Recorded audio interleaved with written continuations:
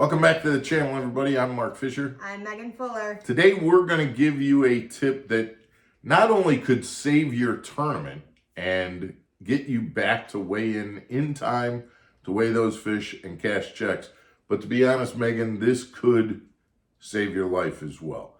Stick around and we'll come back in just a minute.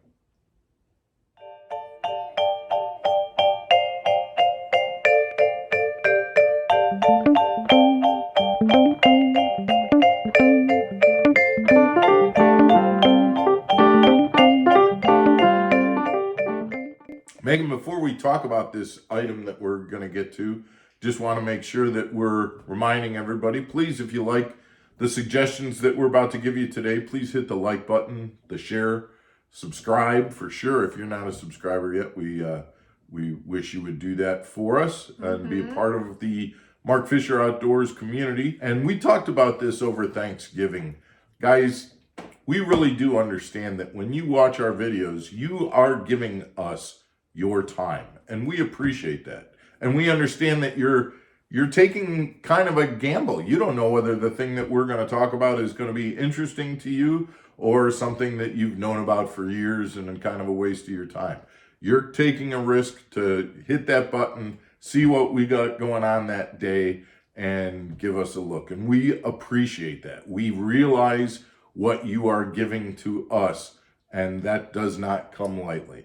And we hope you understand that we are putting in our time and our due diligence to do the work. And again, we're having fun doing it, but it is hard work on our end to put these things out and make sure that we're coming up with content that we think you'll like. So we appreciate when we talk about the Mark Fisher Outdoors community, we really do believe that. We really do believe it's a community of give and take. And so we appreciate it. Yeah. So last year, Mark, you went to Sam Rayburn, and I remember your first day went really well. Yeah.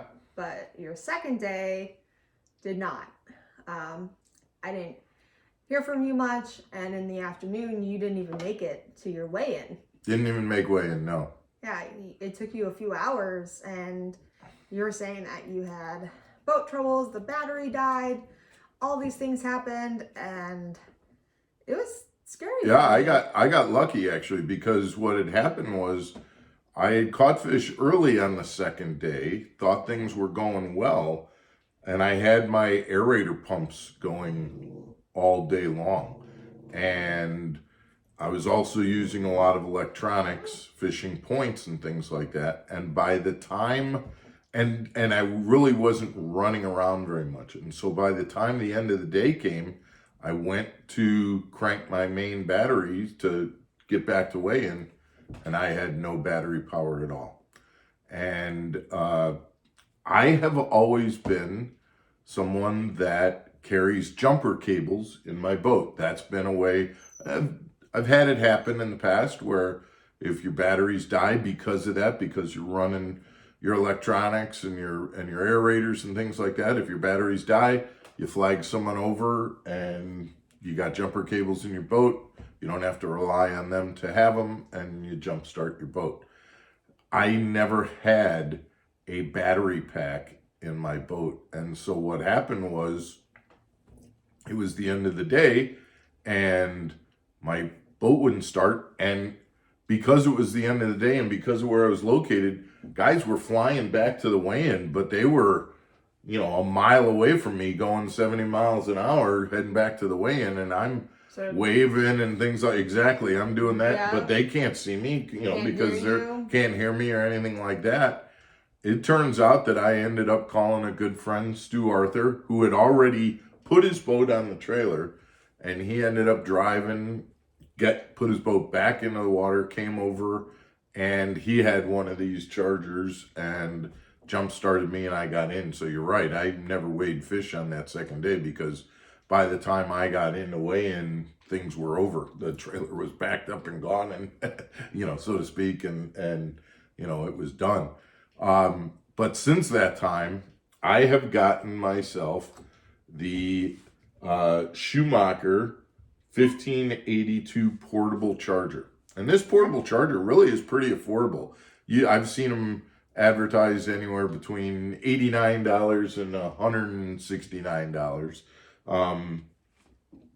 But it's not heavy, and it's in terms of storage, it's compact. It stores, to be honest, I store this in a gallon Ziploc bag. I put this and these separately in a Ziploc bag in the back of my boat. And so if I need it, I just plug the two pieces together and turn it on, and it's ready to go. It literally charges into a wall just like you would charge your phone. And so I make sure that it's charged, and then that's all I have to do. I keep it in the boat. Like I said, if I need it, I turn it on. It tells me right there what percentage of charge I have on this unit. It's set up to where it also has a flashlight. So it's got other uses as well.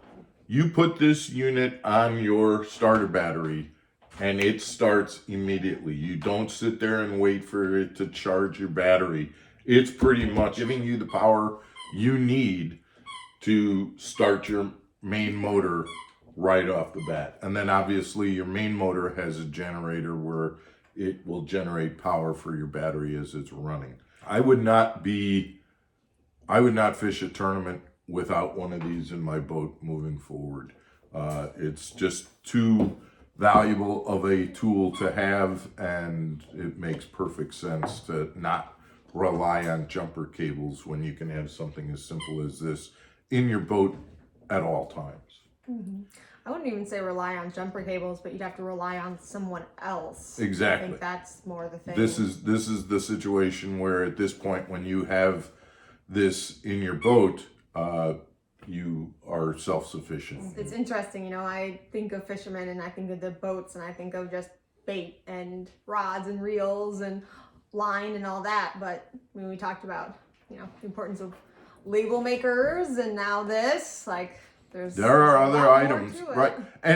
And Megan, that's a very good point. And I've used this tool, this charger, for other things. I've taken it out of my boat to go start the skidster in the wintertime when I'm moving boats around down in the barn, or I've used it to jumpstart my my four-wheeler when we're deer hunting and the four-wheeler's been sitting in the barn and it's cold, and so I use this in a lot of other situations. I got to make sure to take it and put it back in the boat so that it doesn't get left in the barn, but it's a very handy item to have in a lot of different uses. Yeah. Maybe buy more than one. Maybe buy more than one. Maybe keep one in your car, huh? Guys, it's a, as we're getting, you can see in the background, snow is falling here in Illinois, and we're getting close to Christmas. And again, this is another item that is probably going to be on our Christmas wish list that'll be coming out next week. But we wanted to tell you about it. Again, no affiliation, no sponsor affiliation, anything like that. These are tools and items that I really find are very useful, that I kind of look at and go, man, I wouldn't want to be in that situation without having that. And so we're sharing it with you because we want you to be in that situation also where you have those items. Absolutely. Guys, we hope you liked the video and the idea. Go out and get yourself one. I highly recommend the Schumacher SL1582. That's the model that I have. There are other brands on the market, and like I said, we're not affiliated with any of them. Right. We appreciate you watching. Stay tuned tomorrow for another episode of Underwater Wednesday. We'll be throwing a jerkbait and giving you some secrets about jerkbaits in the pool, underwater. We appreciate it. Take care, guys. Have a good evening. Bye.